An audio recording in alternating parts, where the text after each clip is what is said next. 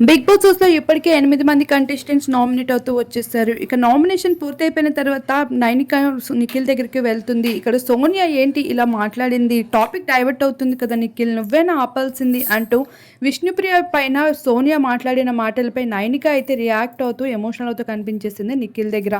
ఇక్కడ ఆ మాటలకి నిఖిల్ అయితే నాకేం తెలుసు, నాకు తెలియనే తెలీదు అని చెప్పడం జరుగుతుంది.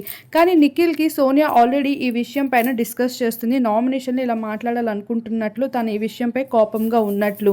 ఆ టైంలో కూడా నిఖిల్ అయితే ఏమాత్రం రియాక్ట్ అవ్వడం అయితే జరగలేదు. మరొక వైపు ఇంకా ఈరోజు టాస్క్ అయితే జరగబోతుంది. ఈరోజు టాస్క్‌లో ఇంట్లో ఉన్న రేషన్ మొత్తాన్ని బిగ్ బాస్ అయితే వెనక్కి తీసేసుకోవడం జరుగుతుంది. ఇప్పుడు రేషన్ మళ్ళీ తిరిగి రావాలి అని అంటే వీళ్ళు టాస్క్‌లో అయితే గెలవాల్సి ఉంటుంది.